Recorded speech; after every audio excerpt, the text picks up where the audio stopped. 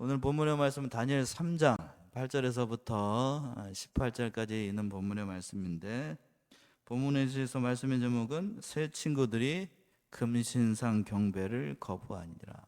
다니엘의 세 명의 친구들이 오늘 본문의 말씀 보게 되면 느부갓네살의 추상과 같은 명령에도 불구하고 금신상에게 절하지 않기로 굳게 결심한, 그리고 실제로 그렇게 행동한 것을 기록한 다니엘 3장에서 가장 중요한 말씀이고, 다니엘 전체에서 가장 중요한 말씀이라고 해도 과언이 아닙니다.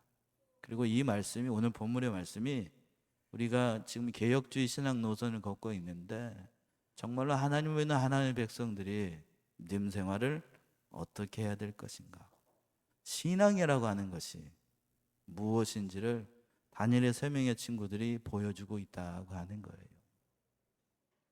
이제 18절까지는 본문의 말씀에서 우리가 세 개의 대지로 온다 나눠서 살펴볼 수 있는데, 첫 번째는 이제 8절부터 12절까지 갈라디아 사람들이 세 명의 친구들을 참소했다라고 되어 있어요. 8절부터 12절까지 뭘로 참소를 했을까? 그걸 첫 번째 살펴보겠고, 두 번째는 그 참소한 내용을 듣고 느부갓네살 왕이 분노해가지고 절하라고 다시 권면이라고 하기에도 그렇죠, 회유하는 그런 말씀이 3절, 13절에서부터 15절, 마지막으로 이제 16절부터 18절까지 그럼에도 불구하고 그리 아니하실지라도 다니엘의 세 명의 친구들이 절하지 않겠다, 자신의 신앙을 드러낸 아주 귀한 본문의 말씀입니다.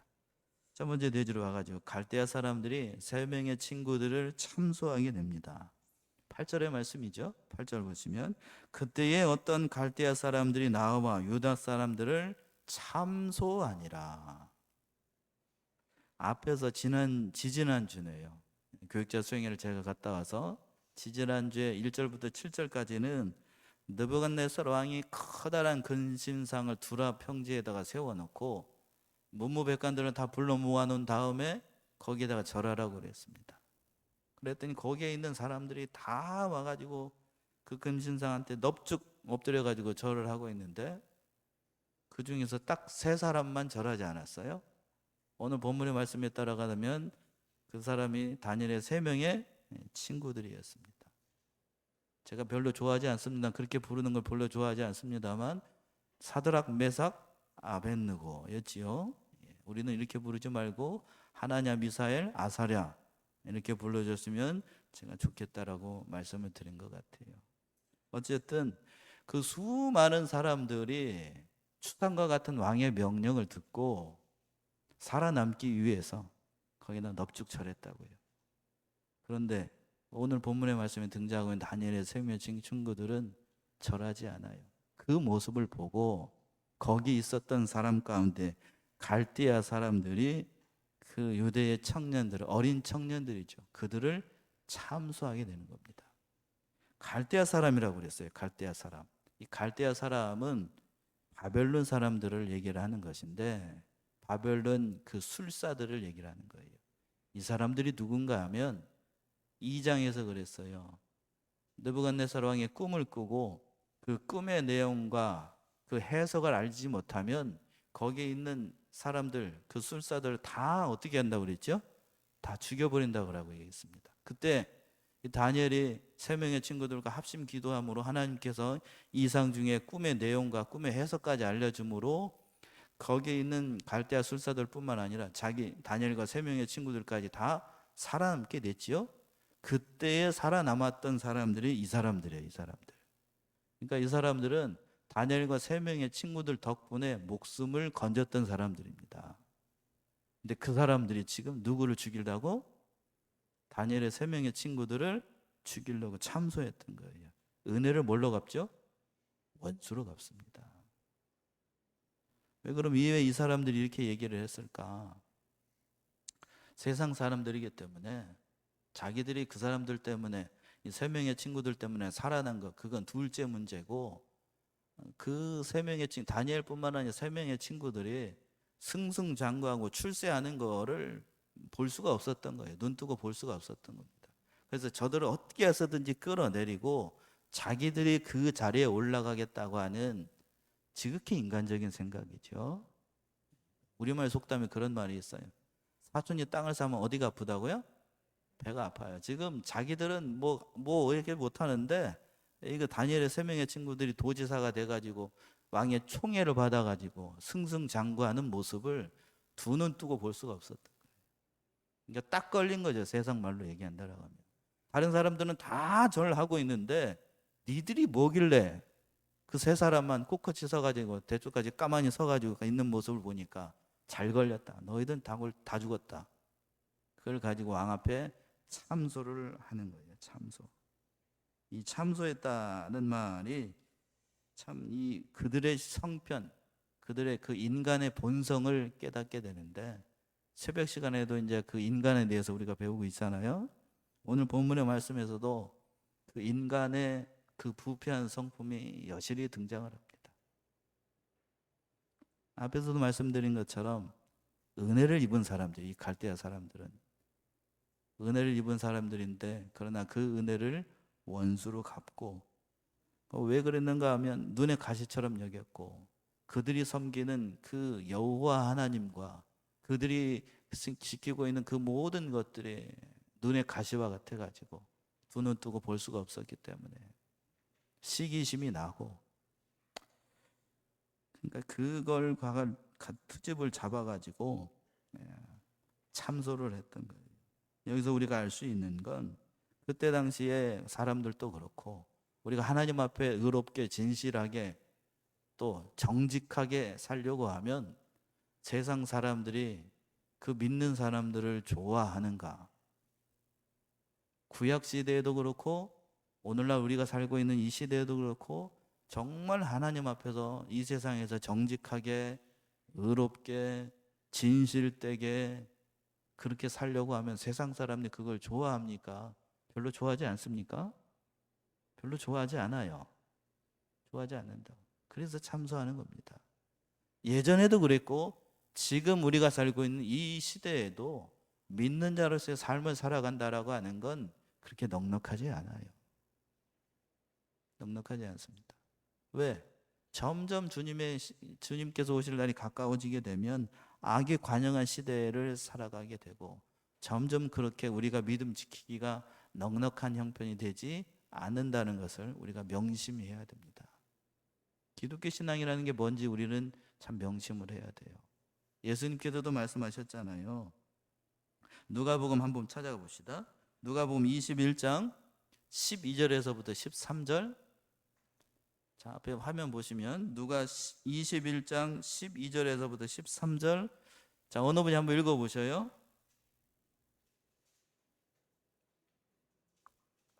누가 21장 12절 13절.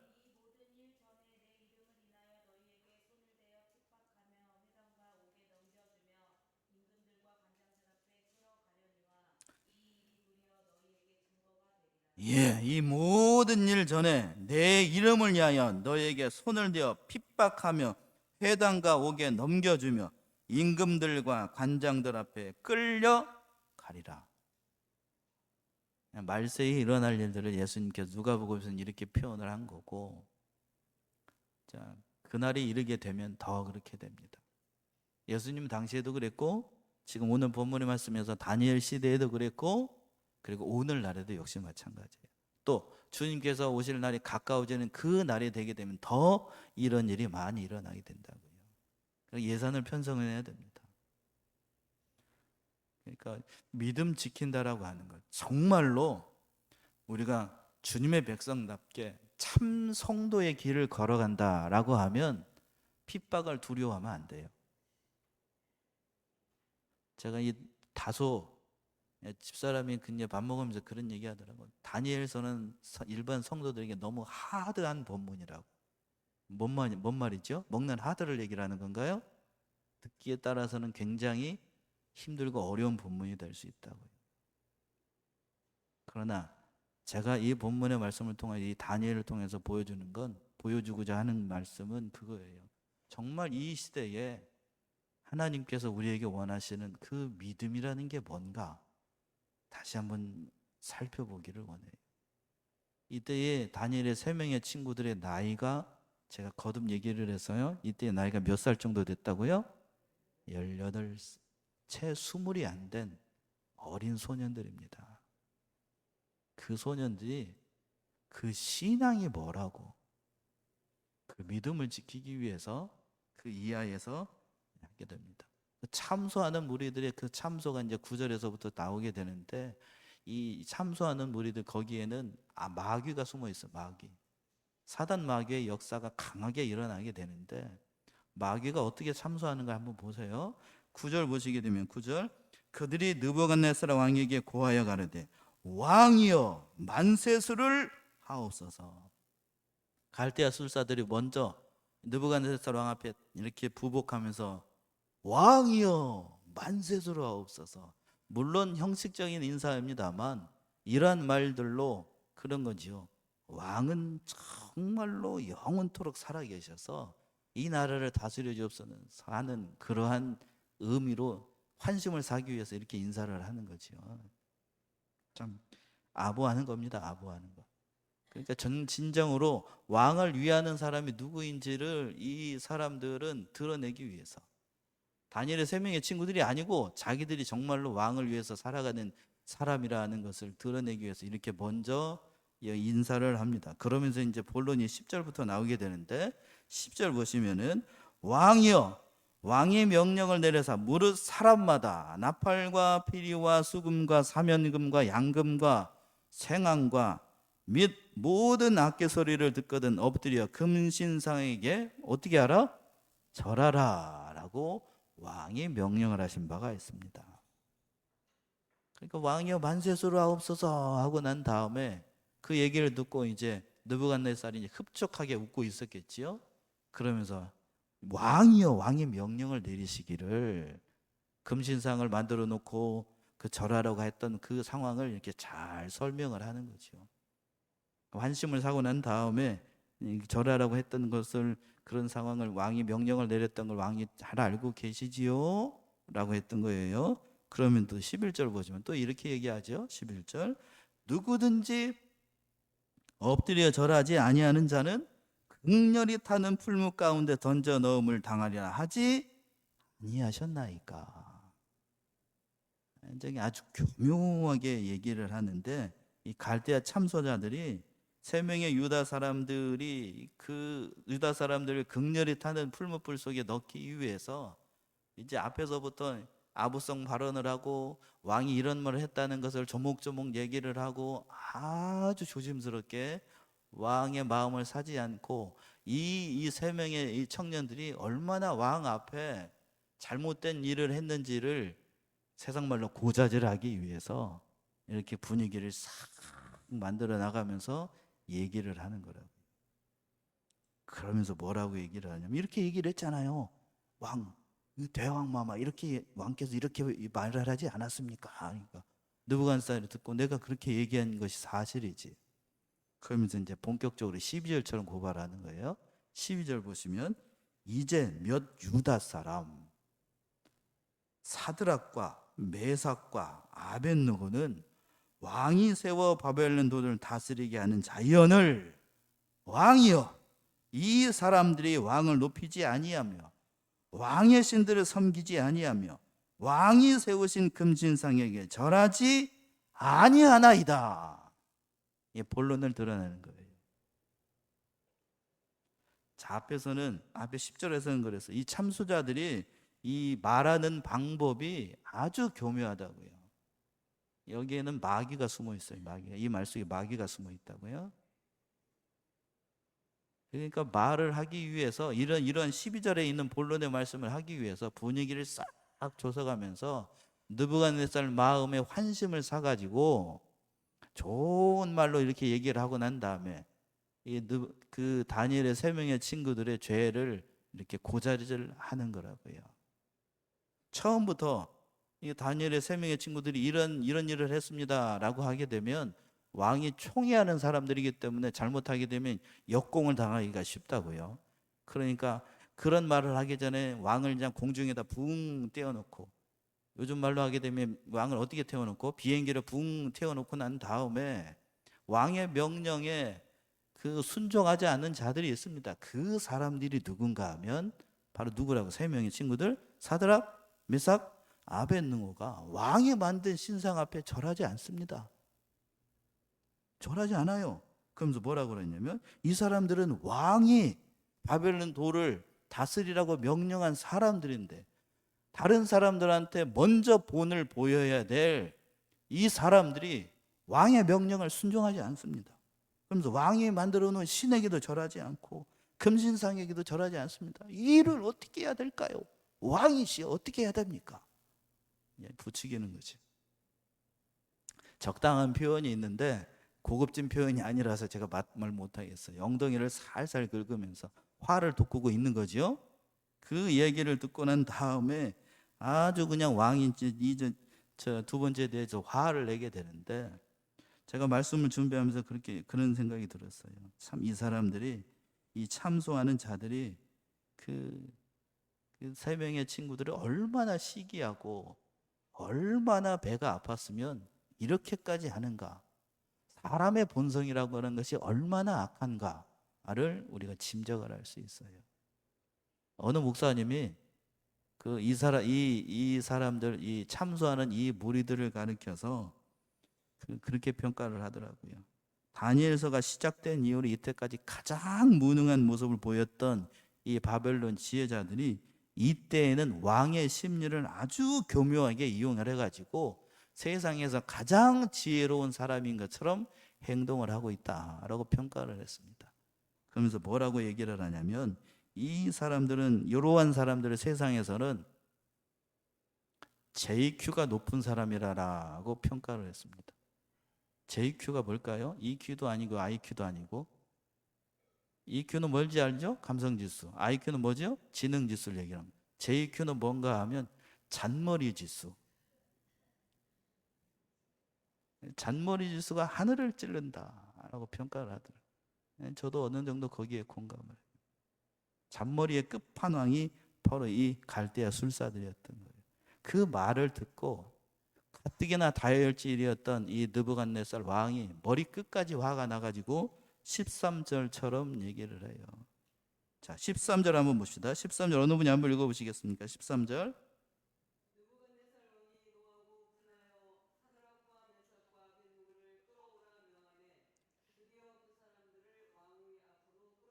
예, 그 말을 듣고 가뜩이나 성질이 별로 좋지 않은 느부갓네살이 세상 말로 뭐가 열려버렸어요?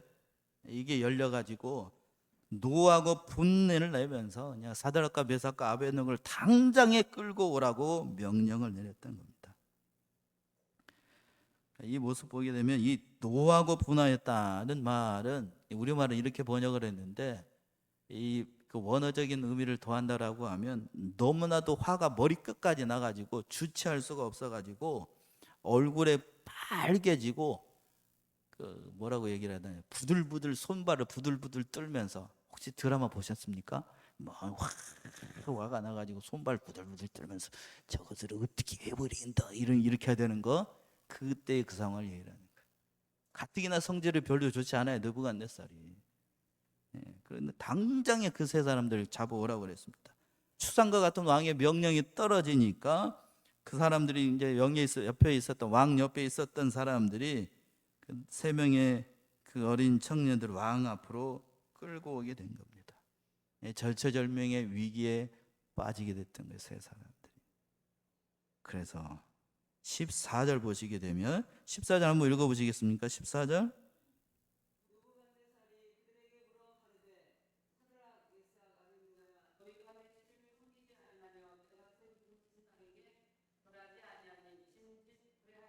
예. 느부갓네살이 그 다니엘의 세 명의 친구들이 자기 앞에 온 것을 보고 그 사람들한테 물어보는 겁니다. 뭐라고 얘기했냐? 그 하반절에 그랬죠? 사드락, 메삭, 아벳느고야, 너희가 내 신을 섬기지 아니하고 내가 세운 금신상에게 절하지 아니하니 짐짓 그라이네. 개혁 성경판은 그랬고 개혁 개정에는 아마 다르게 표현되어 있을 것인데 정말로 그러했느냐라는 뜻이에요. 승질이 별로 좋지 않은 느부갓네살이 이때에는 화를 죽이면서 다시 한번 그게 사실인지를 세 명의 친구들한테 확인을 하는 거예요. 웬만한 사람 같으면 그 자리에서 당장 뭐가 날아가죠? 목이 날아가는데 이 다니엘의 세 명의 친구들은 익히 알고 있어요. 느부갓네살 왕이 보는 앞에서 지혜의 대결을 했을 때에 다니엘과 세 명의 친구들이 얼마나 똑똑한 사람들인지 자기가 직접 눈으로 봤다고요. 그리고 자기가 총애하는 사람들이고 자기가 직접 도지사로 임명했던 자기가 총애하는 사람들이요. 다니엘과 더불어서 가장 아끼는 사람이 다니엘의 세 명의 친구들이었어요. 그러니까 그 이름까지 직접 부르면서 사드락, 메삭, 아벳느고야, 이제 이제 갓 스물이 안 된 그 사람들한테 일국의 그 한 돌을 맡기면서 얼마나 총애했으면 그 한 돌을 맡기면서 너무나도 사랑하고 아끼는 그러한 신하들이니까 다시 한번 이걸 물어보는 거죠. 별로 좋지 않은 그 성품인데도. 그래서 이렇게 얘기를 하면 사실을 확인을 했던 거예요. 그러면서 또 뭐라고 그랬냐면 15절 보시게 되면 15절 읽어보세요.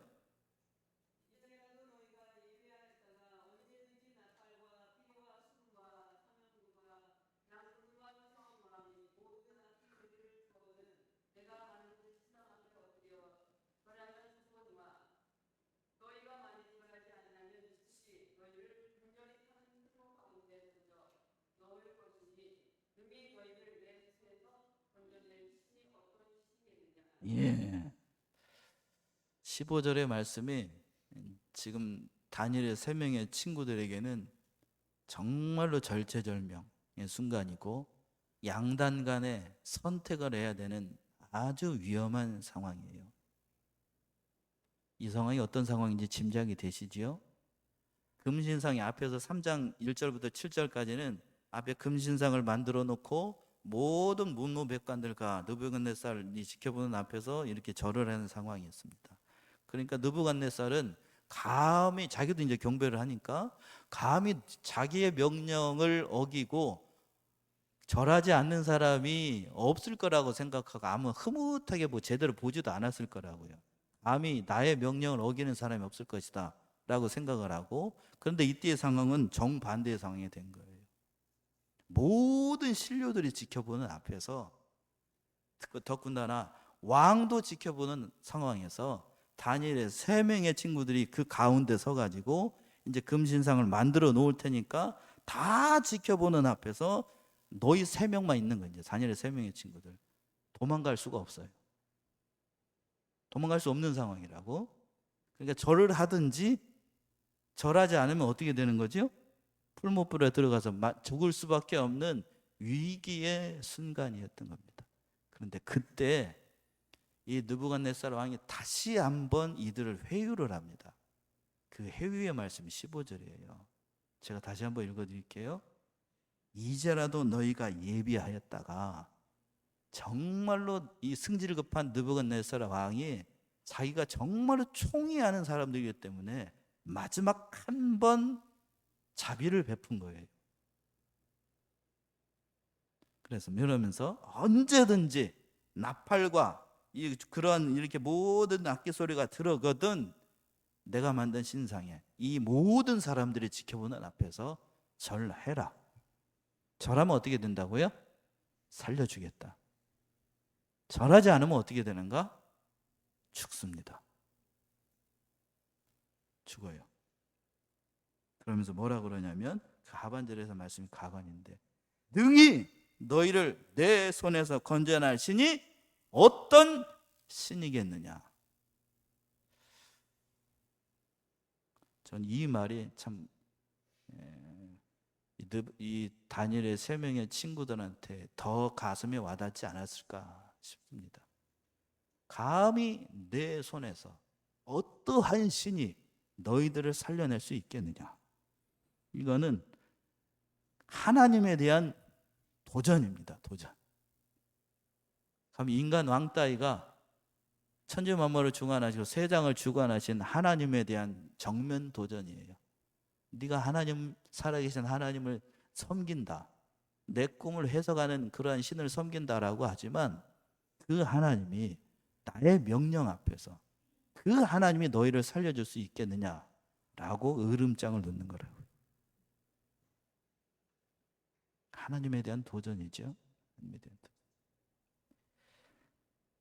이 말을 보게 되면 만약에 성경을 우리는 성경을 이미 뒤에 거를 어떤 내용인지를 다 알고 있으니까 이게 감동이 별로 없는 것 같은데, 이 상황을 모르는 상황, 이 다니엘의 생명의 친구들은 이 상황, 그 뒤에 있는 상황을 알까요? 모를까요? 모르죠. 어떻게 해야 될 건지 모르잖아요. 근데 그러한 말을 듣고도 어린 청년들이 그 믿음이 전혀 흔들리지 않아요. 참, 여러분들이 정말 이런 상황이 된다라고 하면 과연 내가 이런 상황이 된다라고 하면 나는 어떻게 될 것인가? 내가 다니엘의 3명의 친구들이라고 하면 나는 과연 어떻게 될 것인가? 곰곰이 한번 생각해 봐요. 마지막으로 3번째, 절체절명의 위기의 순간에 이 3명의 친구들은 이렇게 얘기를 합니다. 16절 보시면은요, 16절.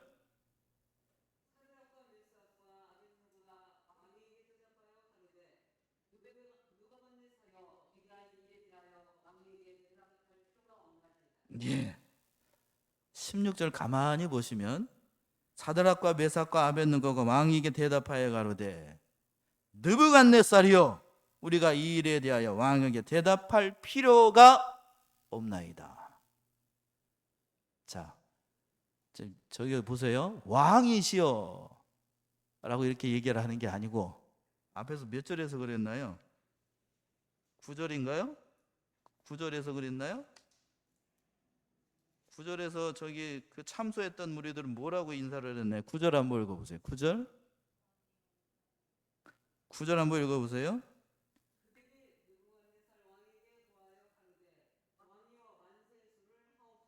감히 왕의 이름도 부르지 않고 왕이여 만세수를 하옵소서, 참소하는 자들은 아부하면서 이렇게 얘기를 했다고요. 그런데 오늘 16절에서 나오고 있는 사드락과 메삭과 아벳느고는 왕이라고 하지 않고 뭐라고 그랬냐면 느부갓네살이요. 뭐를 작정을 한 거죠? 왕의 이름을 그냥 막 불러요.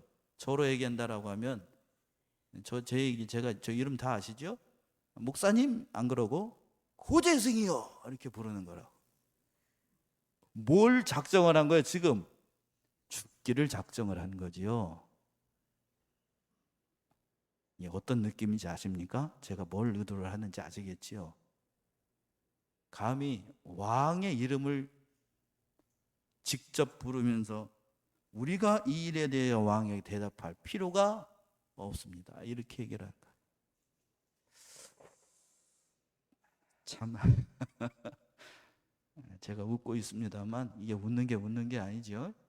참 절로 고개가 숙여져요. 절로 숙여져. 그러면서 그 얘기를 하고 난 다음에 단호했죠. 한마디로 나는 죽으면 죽였지 우리가 믿고 있는 하나님에 대해서 또 신앙에 대해서 양보할 생각이 전혀 없다는 고백입니다. 그러면서 17절처럼 얘기합니다. 17절.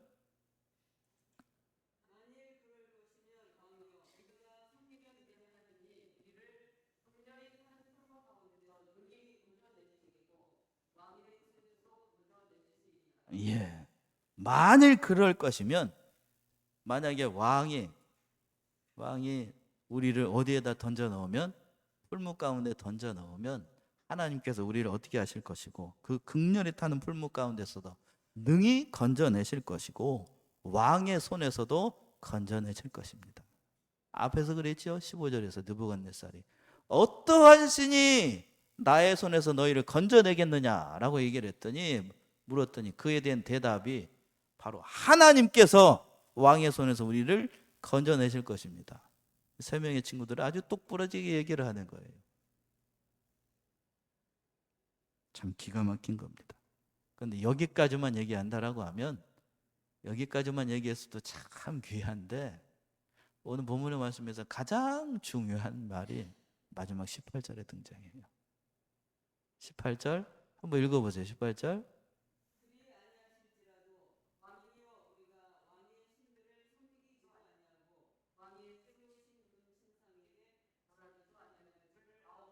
예.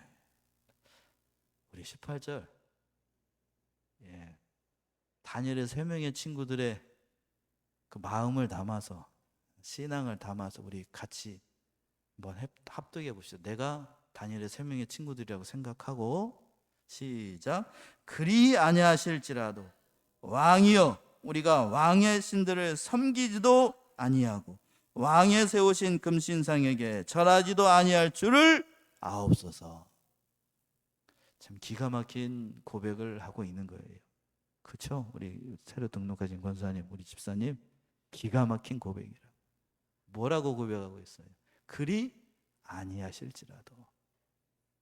제가 우리 우진이 만난 나이 때, 우리 예은이, 우리 앞에 혜진이, 호진이 만난 나이 때 즐겨 불렀던 CCM 중에 하나가 그리 아니하실지라도 이런 찬양이 있어요.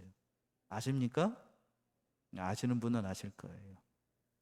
그 찬송이 갑자기 생각나는데, 이 고백이 참 기가 막힌 고백이에요. 앞에서 그랬죠. 17절에서 분명히 하나님께서 우리를 건져 주시겠지만 그렇게 되지 않는다고 할지라도 저는 하나님을 원망하지 않겠다라는 고백입니다. 정말로 수준 높은 신앙 고백, 성숙한 신앙, 높은 경지에 있는 그 하나님을 절대 주권을 믿는, 참으로 세상 말로, 요즘 말로 하면 참으로 고급진 신앙 고백을 했다. 참 귀해요. 귀해요. 이게 개혁주의 신앙 노선의 모토입니다. 모토. 신앙의 정신이라고요. 정신. 하나님께서 우리를 반드시 건져 주실 것이지만 그렇게 되지 않는다고 할지라도 저는 절대로 하나님을 믿는 믿음을 변치 않겠다라는 고백이라고요. 이런 고백은 웬만한 사람의 입술로서 고백이 되는 고백이 아니에요. 제가 오늘 말씀 준비하면서도 그렇고 지금도 역시 마찬가지고, 제가 이 상황이 된다라고 하면 저가 과연 알 수 있을까? 전 자신 못하겠어요. 여러분이 이 상황이 된다라고 하면 이렇게 고백하실 수 있겠습니까? 예? 쉽지 않습니다. 이거 정말로 쉽지 않다고. 우리는 보통 그럴 거라고요. 살려주세요. 건져주세요.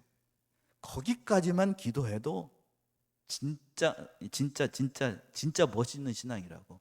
절하지 않고 살려주세요 라고 고백하는 것도 쉬운 거 아니라고요. 웬만한 사람 같으면 한 번만 절해, 살려줄 테니까. 그랬죠? 그럼 거기서 다, 일단 거기서 한 100명 있었다 그러면 거기서 99명 다 넘어갑니다. 안 하면 어떻게 되니까요? 죽으니까. 그리고 하나 둘 남아있는 사람도 살려주세요라고 기도하지 다른 걸로 기도하지 않는다고요. 그런데 이 다니엘의 세 명의 친구들은 거기에서 머무르지 않고 살려주시지 않는다고 할지라도 마지막 그랬죠. 왕이여 우리가 왕의 신들을 섬기지도 아니하고 왕의 세우진 금신상에 절하지 아니할 줄을 아옵소서. 이 놀라운 고백이라. 쉬운 고백이 아닙니다. 이런 신앙은 환경에 따라서 좌우되는 그런 신앙이 아니고, 환경이 어떠하든지 우리는 결코 하나님을 버리지 않고 결코 하나님의 신앙을 믿는 믿음을 버리지 않겠다라는 고백입니다. 오늘날 현대를 살아가고 있는 크리스찬들이 과연 이런 상황이 되면 나는 어떻게 할 것인가? 다시 한번 생각해 봐야 됩니다.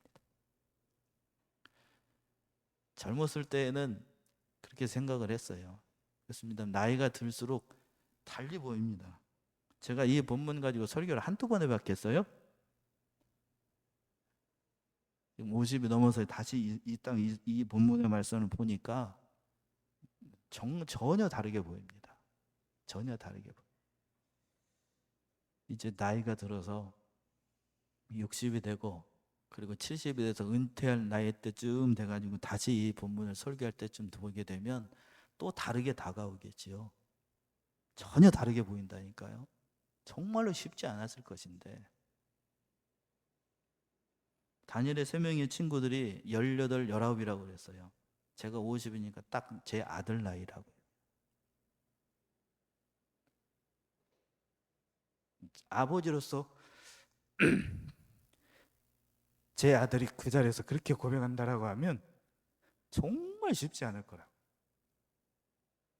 여러분들이 이제 저랑 비슷한 연배쯤 되시는 분들, 자기 아들이 그런 자리에서 그렇게 고백하고 있다라고 하면 여러분 어떻게 받아들이시겠어요? 쉽지 않습니다. 전에 지난주에도 말씀드린 것 같은데, 꼭 저라고 살지, 이 웬수야. 신앙이 무엇이라고? 그게 뭐라고? 웬만한 사람 같으면 다 그렇게 회유를 한다고요. 그런데 그런 회유에도 넘어가지 않아요. 신앙이 뭐라고? 참 귀합니다. 귀해. 다시 한번 우리가 믿고 있는 하나님, 우리가 고백해야 되는 하나님, 우리가 걸어가야 될 신앙이 무엇인지를 다시 한번 생각해 봐야 됩니다. 그래서 마지막 한 군절만 찾아보고 말씀 마칠게요. 하박국 3장을 한번 가보세요. 하박국 3장 17절 18절. 하박국 3장 17절 18절. 하박국이 이렇게 고백을 하고 있어요. 이 고백이 바로 다니엘의 3명의 친구들의 고백이 아닐까 싶습니다. 다 찾으셨죠? 앞에 화면에 더 나올 거고. 우리 같이 합독해 봅시다. 하박국이 뭐라고 고백하고 있는가? 시작. 비록 무화과 나무가 무성치 못하며 포도나무에 열매가 없으며 감람나무에 소출이 없으며 밭에 식물이 없으며 우리의 양이 없으며 외양간에 소가 없을지라도 나는 여호와를 인하여 즐거워하며 나의 구원의 하나님을 인하여 기뻐하리로다. 참, 제가 이 본문 가지고 저기 도봉교에서 청년부들을 담임을 할 때에 내가 이런 상황이 되면 감사가 나오겠느냐고 물어봤더니 어느 청년이 그렇게 얘기를 합니다. 곤란합니다. 뭐라고 얘기했다고요? 곤란합니다. 볼까? 왜 곤란한가? 무화과 나무가 어떻지 못하고요? 무성하지 못해요. 포도나무에 또 열매가 없어요. 감람나무에 또 뭐가 없고요? 소출이 없고 밭에 식물이 없고 우리의 양이 없고 외양간에 소가 없어요. 먹고 살 구멍이 아무것도 없어요. 그런데도 하박국 뭐라고 고백하고 있어요? 나를 구원하신 여호와를 인하여 즐거워할 것이다. 이게 정신 나간 사람이 아니면 이게 보통 일이 아니라고요. 자, 하박국의 감사가 그렇게 감사했다라고 하면 오늘 본문의 말씀에 다니엘의 3명의 친구들의 고백이 바로 그런 고백입니다. 사랑하는 우리 삼내중앙교 성도님들, 환경이 어떻다, 뭐가 어떻다 이야기하기 전에 우리는 과연 이러한 믿음 가운데 살고 있는지 다시 한번 돌아보시고 다니엘의 3명의 친구들의 신앙이 바로 저와 여러분들의 신앙이 되어서 그러한 믿음으로 살아가는 사랑하시는 우리 성도들 모두가 되시기를 바랍니다. 기도하겠습니다.